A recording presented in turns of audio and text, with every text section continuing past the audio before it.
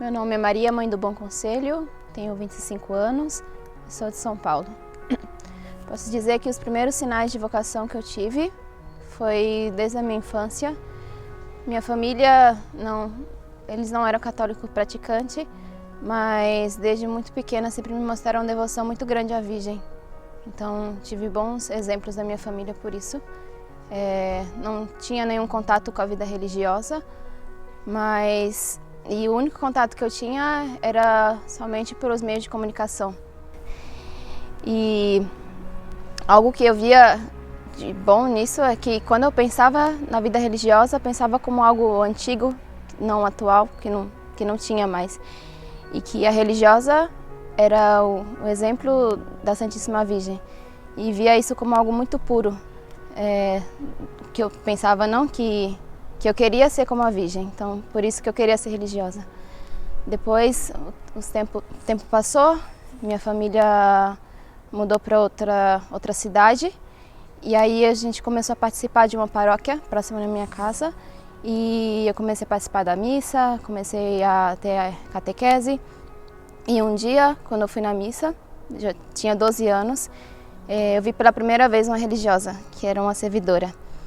E me chamou muita atenção, porque até então eu nunca tinha visto uma religiosa de hábito e nada.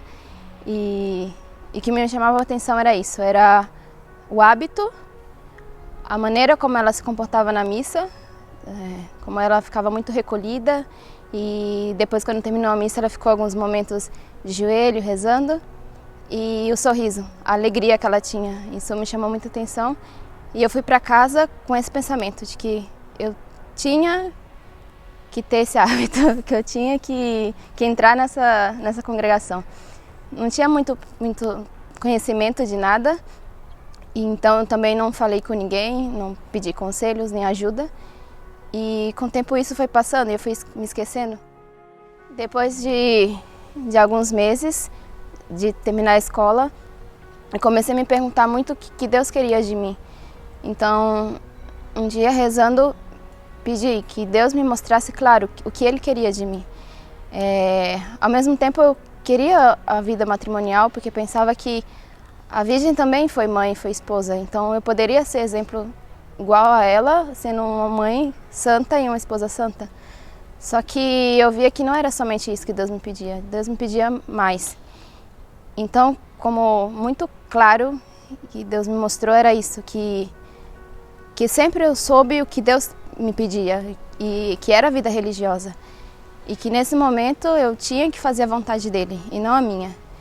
E foi rezando o Pai Nosso, como eu já tinha rezado várias vezes o Pai Nosso, mas nesse momento, quando eu falei essa palavra, seja feita a vossa vontade, eu via que era muito claro que eu tinha que fazer a vontade de Deus.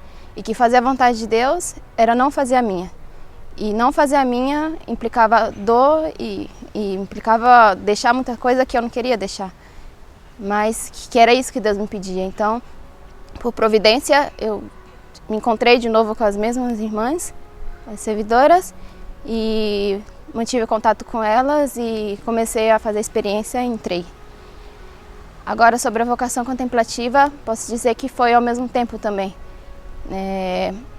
Eu já pensava na vocação contemplativa, mas não compreendia muito bem o que era ser contemplativa, e foi se desenvolvendo na casa de formação, principalmente quando eu lia as crônicas ou nas visitas dos missionários e falava sobre a missão, e eu sentia um desejo muito grande de ir a todas as missões.